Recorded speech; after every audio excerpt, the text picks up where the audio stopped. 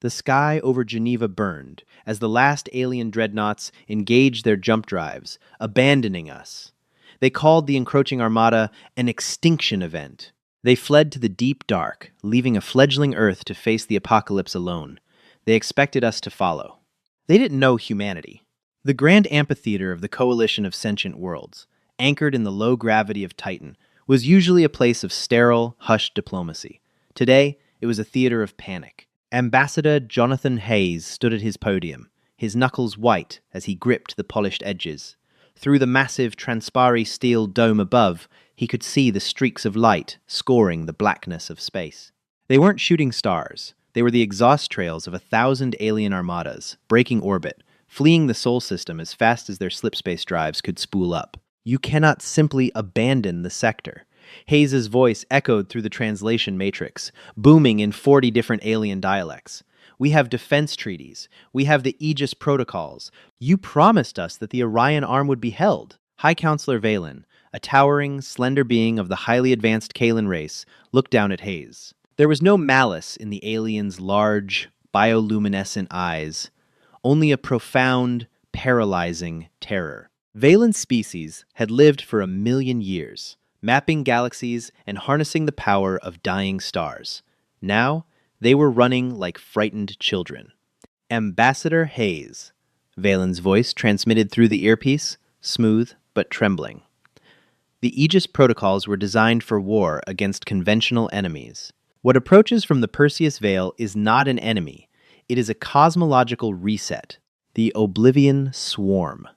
They do not conquer, they consume. Our sensors indicate a fleet mass greater than a small moon, projecting dampening fields that render zero-point energy inert. Our weapons will not fire. Our shields will not hold. We calculate a 0% probability of survival. So you just run? Hayes spat, his heart hammering against his ribs. We endure. We scatter into the void and hope the swarm passes us by. I urge you humans of Earth to board your colony ships. The evacuation window closes in 12 Earth hours. After that, the slip gates will be destroyed to prevent the swarm from tracking our trajectories. Valen didn't wait for a reply. The counselor turned, his robes sweeping gracefully, and joined the frantic exodus of diplomats rushing for their transport shuttles. Hayes was left alone in the vast, echoing chamber. He tapped his comms earpiece. Command, this is Hayes. It's over. The coalition is officially dissolved. They're leaving us. Deep beneath the Rocky Mountains, in the Cheyenne Mountain Complex, General Thomas Reed absorbed the news in dead silence. The war room was a chaotic symphony of ringing phones, shouting analysts, and flashing red alerts across giant holographic screens. The global situation was deteriorating by the second. Confirm the alien fleet vectors, Reed barked, his voice cutting through the noise. Confirmed, General, replied Captain Miller, a young data analyst whose face was pale under the glow of her monitors. The Kalan dreadnoughts, the Vranxic swarm ships, the Oleron command carriers, they're all breaking orbit. They are entering the slip gates. They're really leaving.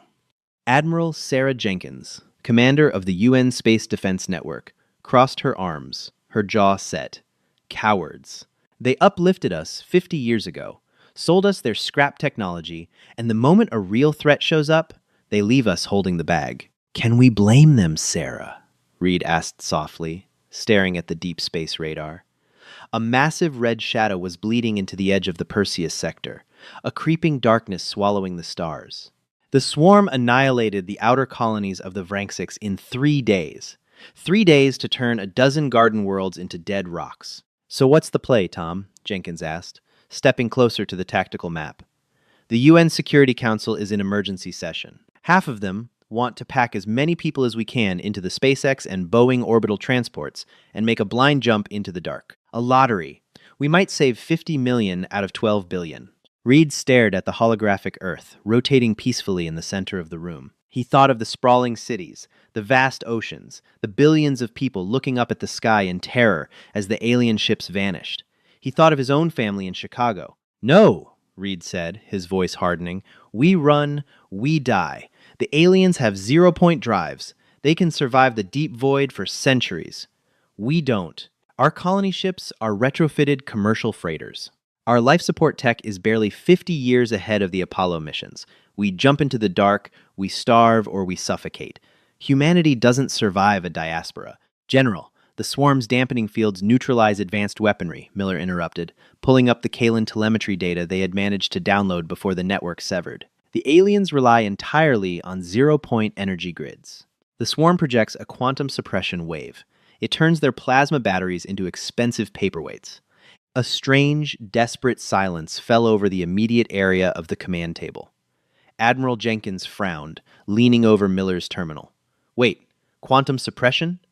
It neutralizes zero-point energy? Yes, ma'am, Miller confirmed. Jenkins looked up at Reed, a dangerous spark lighting in her eyes. Tom, how much of our fleet actually runs on the alien zero-point tech? Reed blinked, the realization hitting him like a physical blow. None of it, he whispered. The Coalition refused to share their core engine schematics with us. They said we weren't mature enough for limitless energy. Exactly, Jenkins said, a grim smile spreading across her face. Our entire planetary defense grid, our dreadnoughts, our orbital platforms, they don't use zero-point energy. We use nuclear fusion, Reed finished, his mind racing. Crude, dirty, contained, stellar fire. And our weapons? Jenkins pressed. The aliens use phased plasma and antimatter beams. We use railguns, Reed said, his voice rising with a sudden, fierce hope. Magnetic acceleration, tungsten slugs, kinetic bombardment. We never abandon our ballistic routes because the aliens thought it was primitive. General Reed slammed his fist onto the tactical table.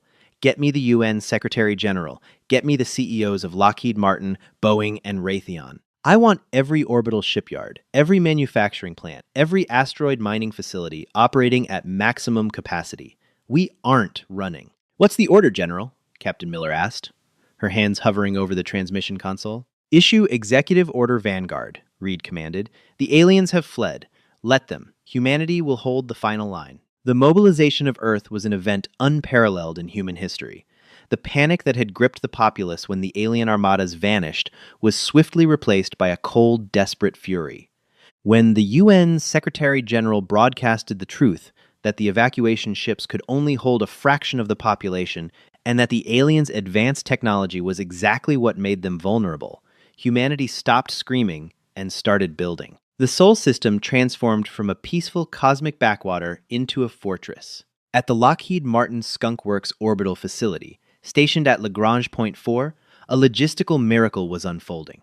Dr. William Cole, a leading astrophysicist who had spent the last decade studying the Coalition's discarded tech, was now the head of the Sol Defense Initiative. He stood in the massive zero-G observation deck, watching swarms of welding drones, stitching heavy armor, plating onto the hull of a retrofitted Boeing Airbus Starliner.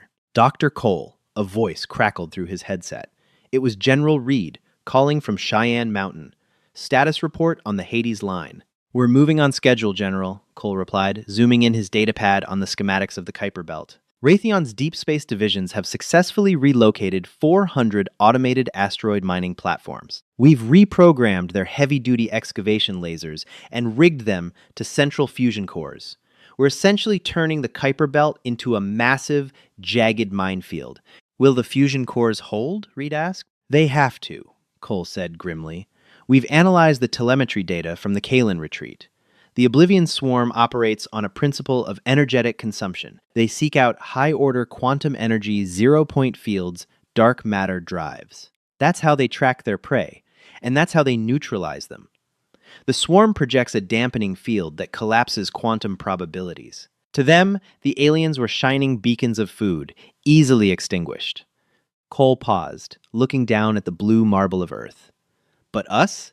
Our technology is archaic. We split atoms.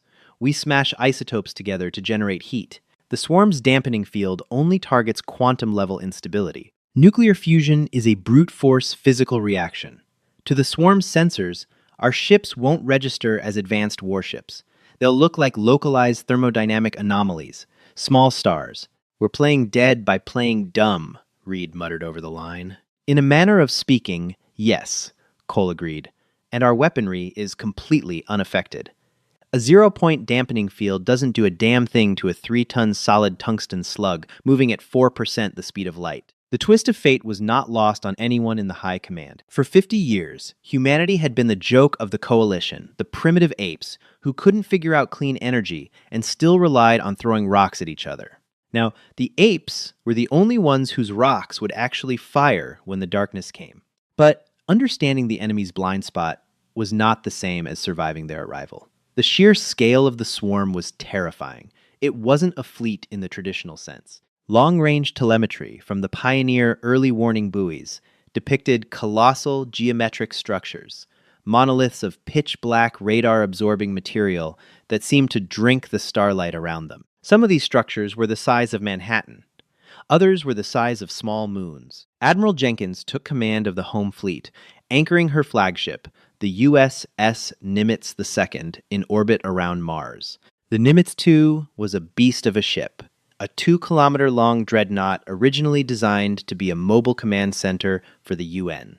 Over the past 3 weeks, SpaceX and DARPA engineering teams had stripped it of all non-essential life support, replacing the hollowed-out sections with massive banks of supercapacitors and a spine-mounted heavy mass driver. In the ship's war room, Jenkins addressed her fleet captains via a secure, encrypted laser link. "Listen up, people," Jenkins said, projecting her voice to cut through the static of space.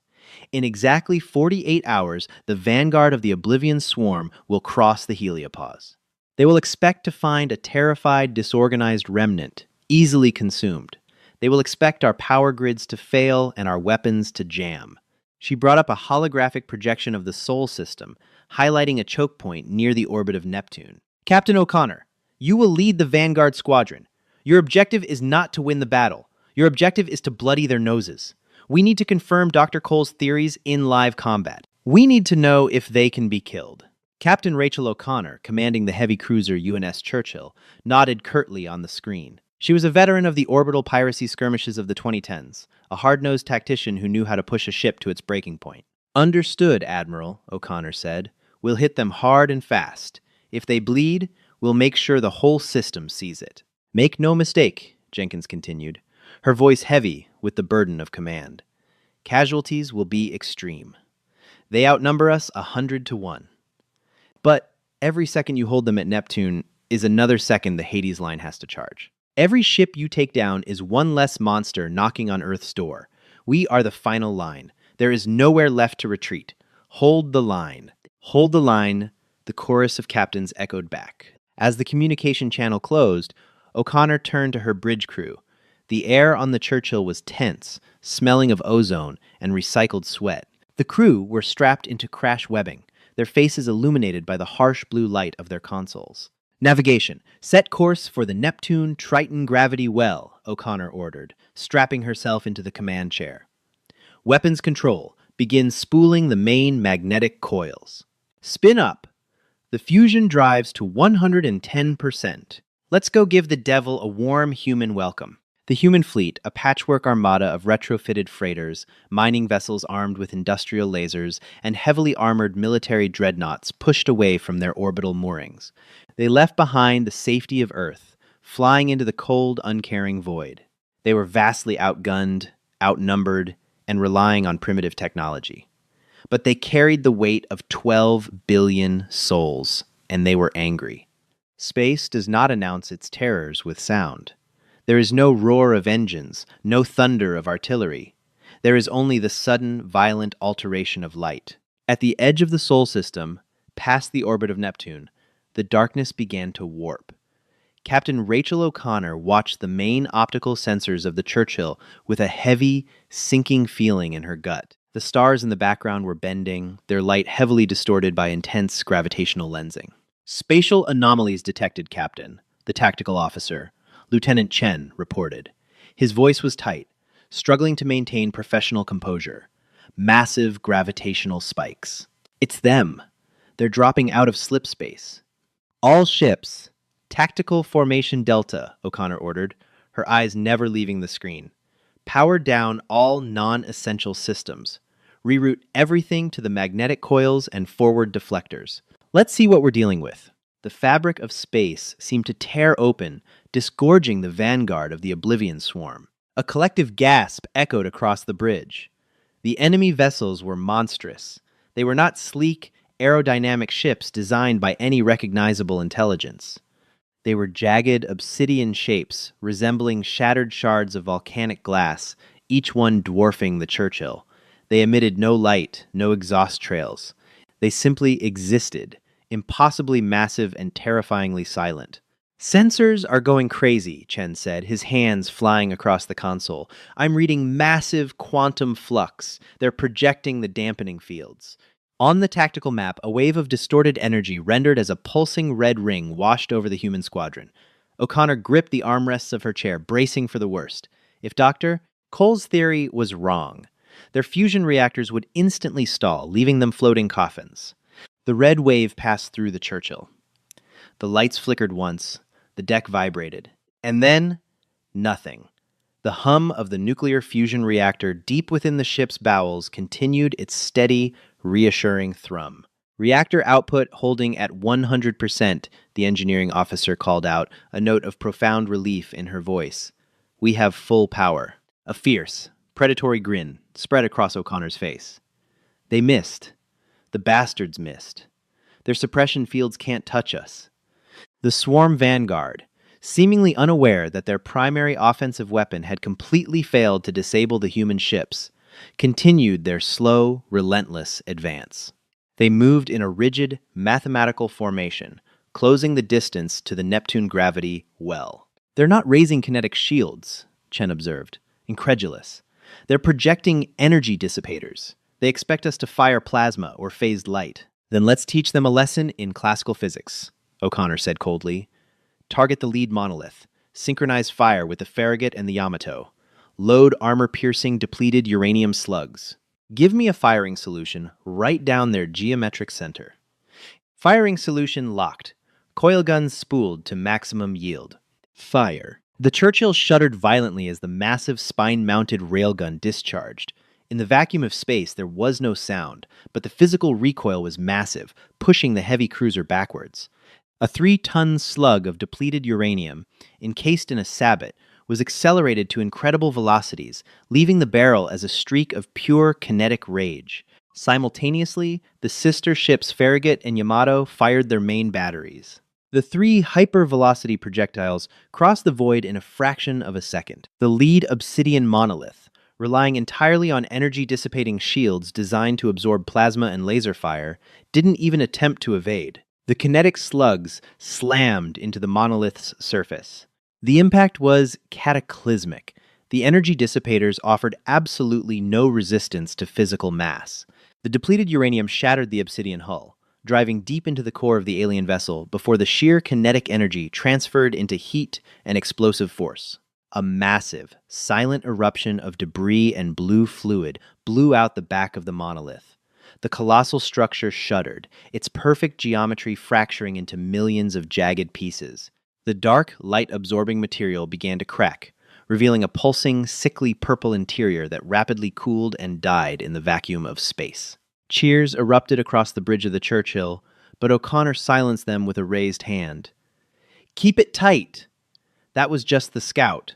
They know we have teeth now. The destruction of the lead vessel sent a shockwave through the swarm's formation. For a moment, they stopped. It was as if an ancient, unstoppable machine had suddenly encountered an error code it couldn't process. They had consumed 1,000 advanced civilizations, rendering their energy weapons useless and harvesting their worlds. They had never encountered a prey that fought back with high-velocity rocks. But the hesitation was brief. The swarm adapted. The remaining dozen monoliths shifted their formation. Sections of their hulls slid open, revealing complex, glowing matrices. "Incoming fire!" Chen yelled. "They're using gravity whips!" A localized distortion of gravity lashed out from one of the monoliths. It wasn't a projectile, it was a wave of warped space-time. It struck the UNS Farragut, a heavily armored destroyer off the Churchill's port bow. The visual was sickening. The Farragut didn't explode. It simply twisted. The gravity whip seized the front half of the ship and wrenched it upward with unimaginable force, while the back half remained anchored in standard physics. The titanium hull groaned and tore like wet paper. In seconds, the ship was ripped in two, its atmosphere venting into space in a flash-frozen cloud, taking its 300 crew members with it. O'Connor's breath caught in her throat. Evasive maneuvers, break formation, use Neptune's gravity well to slingshot. Keep moving! The human squadron scattered like frightened birds as the swarm opened fire. Gravity anomalies tore through the space they had just occupied, shredding asteroid fragments and bending light. We can't take a direct hit from those gravity weapons, O'Connor assessed rapidly. We need to get inside their firing arc. Chen, plot a course through the debris field of the monolith we just destroyed. Captain, that's suicide! The radiation. Do it! They can't track us through the kinetic debris of their own ship. The Churchill fired its maneuvering thrusters, diving headlong into the expanding cloud of jagged obsidian and frozen alien fluids. The ship's point defense cannons worked overtime, blasting apart larger chunks of debris that threatened to breach the hull. Operating blindly through the interference, O'Connor watched the tactical display update based on passive sensors only.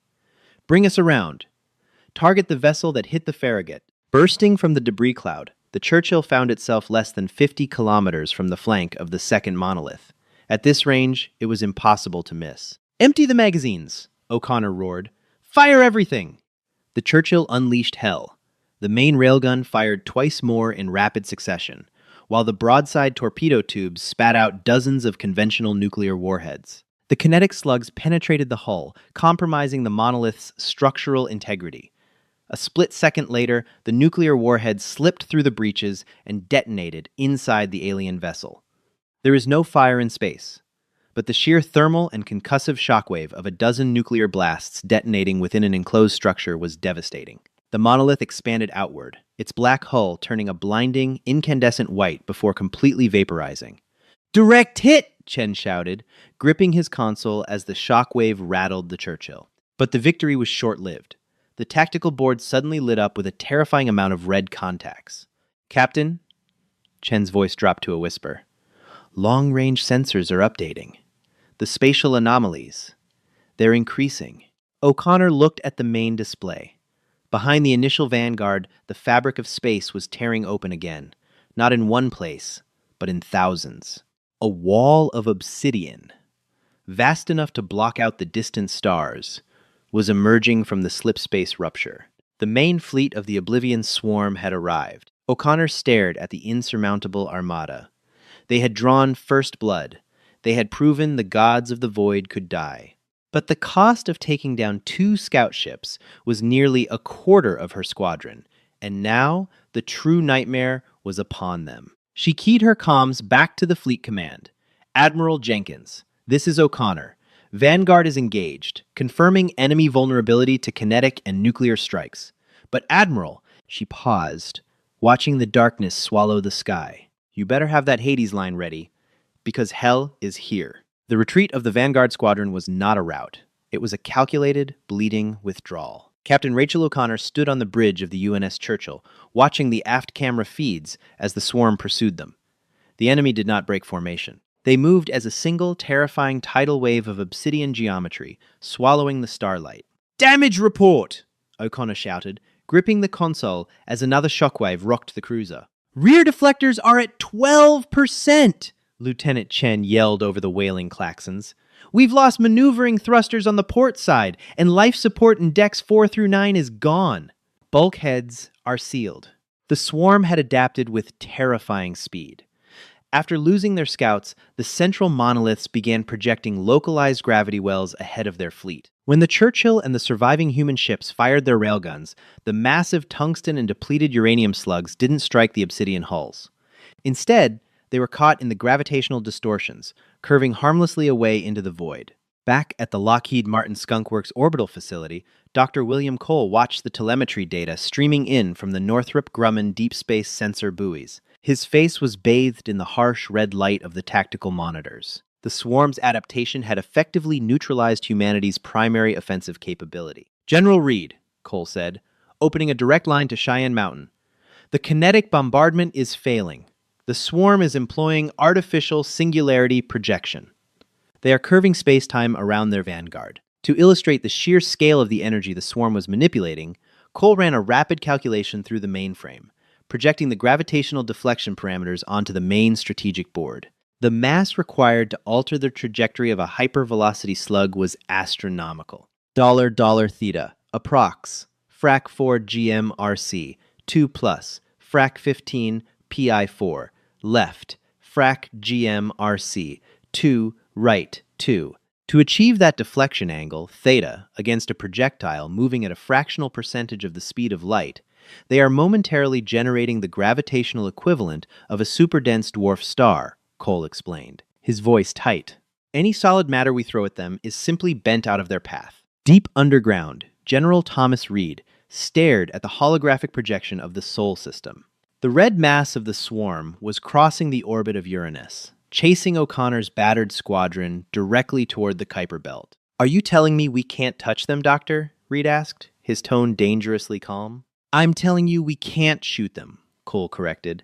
"But they are following O'Connor perfectly. They are arrogant. They believe their gravity wells make them invincible, and they are moving uniformly into the kill zone." Reed turned to his communications officer. "Signal Admiral Jenkins. Prepare to arm the Hades line." In orbit around Mars, aboard the USS Nimitz II, Admiral Sarah Jenkins watched the Vanguard limp toward the designated coordinates. The Hades line was a desperate gamble. 400 automated asteroid mining platforms, heavily modified by SpaceX and Raytheon engineers, were seated throughout a massive corridor in the Kuiper Belt. Their fusion cores had been overloaded, their safety regulators completely removed, and their heavy excavation lasers inverted to focus inward, directly onto the superheated plasma cores. "O'Connor," Jenkins transmitted on a tight, encrypted laser beam.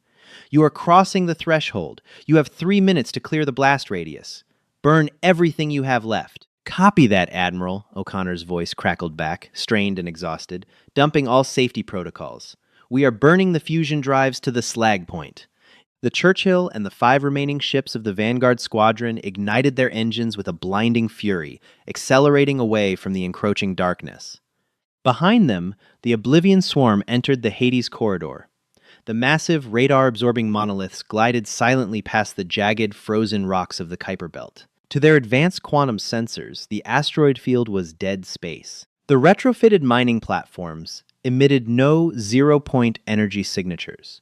They simply registered as primitive, localized thermodynamic heat irrelevant anomalies to a species that consumed entire quantum grids. That arrogance would be their undoing. "They are in the zone," Cole reported from the Skunkworks deck. "All 400 nodes are surrounded. But General, we have a problem." Reed leaned forward. "Report."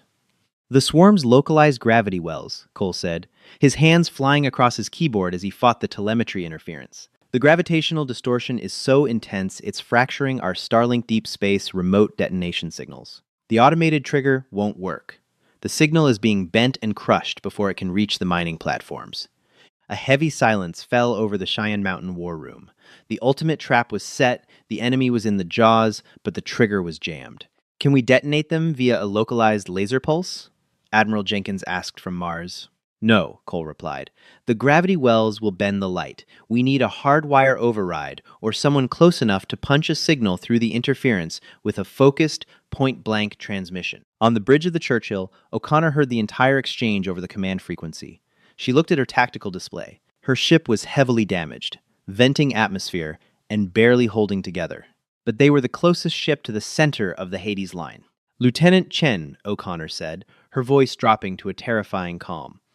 "Cut the engines! Bring us about!" "Captain?" Chen looked at her, his eyes wide with horror. "If we stop, the blast wave will vaporize us. We're barely outside the minimum safe distance." "If we don't trigger the Hades line, Earth burns," O'Connor replied, unbuckling her crash webbing.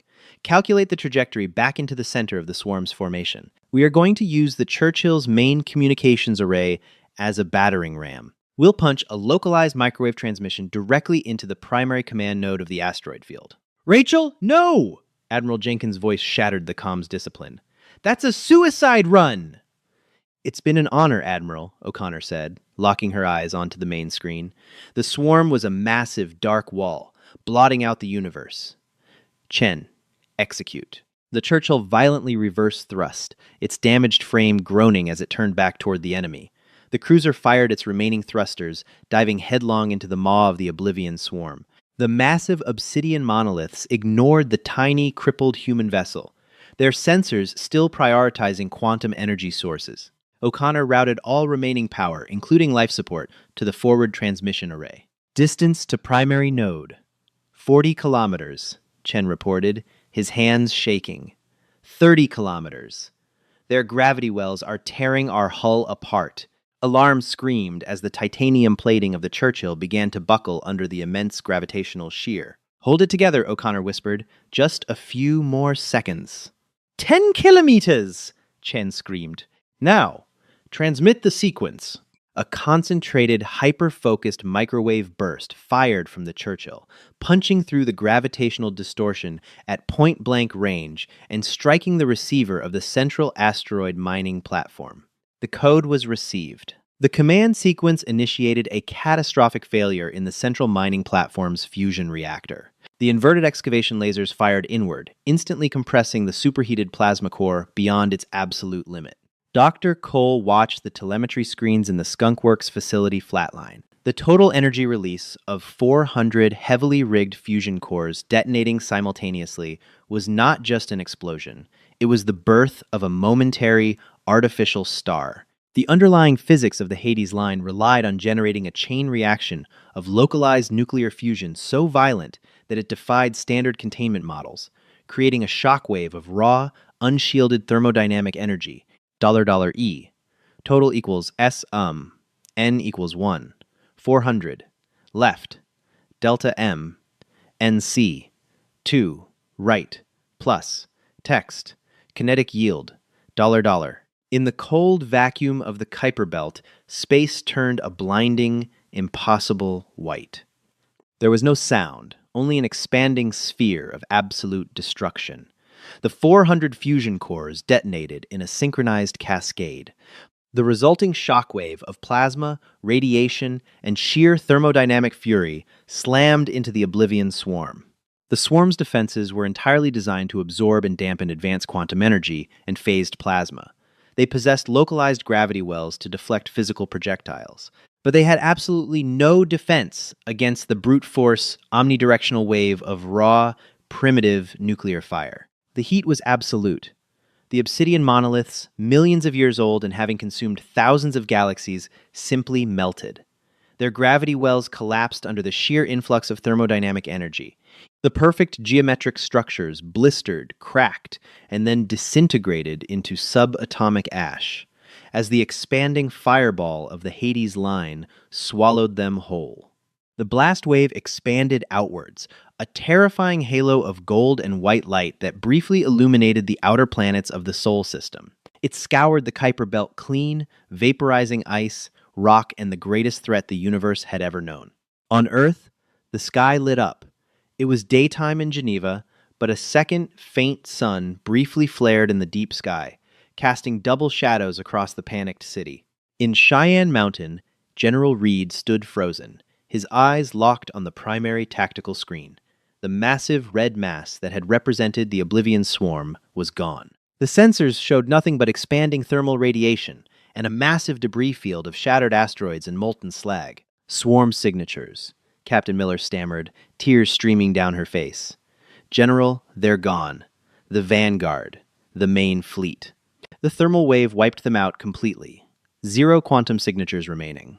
A deafening roar of triumph erupted in the war room. Analysts hugged each other, weeping and screaming. General Reed slumped against the strategic table, letting out a breath he felt he had been holding for days. "What about O'Connor?" Reed asked, his voice barely audible over the cheering. "What about the Churchill?" Admiral Jenkins's voice came through the comms, heavy with emotion. The Churchill was caught in the inner blast radius, Tom. The thermal wave vaporized the vessel instantly. O'Connor and her crew. They didn't feel a thing. They bought us the Earth. Reed closed his eyes, bowing his head in silent tribute. Humanity had survived, but the cost was etched into the stars. 3 weeks later, the grand amphitheater of the Coalition of Sentient Worlds, still anchored near Titan, was operational once more. But the dynamic had fundamentally changed. High Counselor Valen of the Kalan race stood at the podium, looking out at the assembled diplomats. They had returned. When the deep space sensors of their fleeing armadas had registered the massive thermonuclear detonation in the Sol system and the subsequent death of the Oblivion swarm, they had turned their ships around in absolute disbelief. The humans, the primitive apes who relied on dirty fusion and heavy rocks, had slain the monsters that made the gods run. Ambassador Jonathan Hayes stood opposite Valen, flanked by heavily armed UN Space Marines in powered armor. There was no fear in Hayes' eyes anymore, only a cold, unyielding authority. "You abandoned us." Hayes' voice boomed through the translation matrix, echoing in the silent chamber. "You left us to die because you believed your advanced technology was the only metric of survival. You forgot what it means to fight for a home." Valen bowed his head, the bioluminescence of his eyes dimming in profound shame. "We were cowards, Ambassador Hayes. We believed the swarm was a cosmic inevitability. We did not comprehend the sheer physical brutality of your methods. You have saved the Coalition. You have saved the Orion Arm." "We didn't do it for you," Hayes replied coldly. "We did it because Earth is our home, and we do not run." Hayes stepped up to the podium, his gaze sweeping across the hundreds of alien delegates. "The Coalition is dead. The treaties of the past where humanity begged for your scraps are null and void. From this day forward, the Sol system is the capital of this sector. We will build a new alliance. We will share our strength. But make no mistake," Hayes leaned forward, his voice hard as tungsten. "We are the final line. We are the shield. And if anything ever threatens this galaxy again, they will have to go through humanity to get to it." The aliens watched in stunned, respectful silence.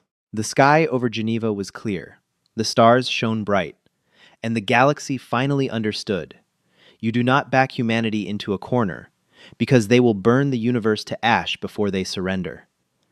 If you enjoyed this thrilling journey of humanity's ultimate stand, don't forget to hit that like button and share this story with your fellow sci-fi fans. Subscribe to the channel for more epic tales of human resilience, cosmic battles, and unexpected twists where Earth proves we are not to be underestimated. Ring the notification bell so you never miss an upload. What did you think of the Hades line? Leave your thoughts in the comments below. Hi, my name is Tran Trull, the owner and manager of Palace Truce. After watching the video, every alien species fled in terror, leaving only the humans to hold the final line, HFY story. I'd really like to know what you think. How did this story make you feel? For me, the strongest feeling was determination. What really stayed with me wasn't just the scale of the battle, but the choice humanity made when everyone else decided to run. Standing your ground in the face of uncertainty takes a different kind of courage, and that gave the ending a lot of weight. I'm curious what moment had the biggest impact on you? Was it when the alien fleets abandoned Earth, the first signs that humanity would fight alone, or the final declaration that humans would become the galaxy's shield? And if you had been part of that coalition, would you have stayed to defend the line, or chosen to retreat with everyone else? One lesson I took from this story is that character often shows itself when things become difficult, not when everything is going well. In everyday life, even small acts of reliability and courage can make a bigger difference than we realise. If this story kept you thinking after it ended, I'd love to hear your perspective in the comments. And if you enjoy HFY stories about resilience, sacrifice and hope, feel free to like the video or subscribe if you think it's worth your time.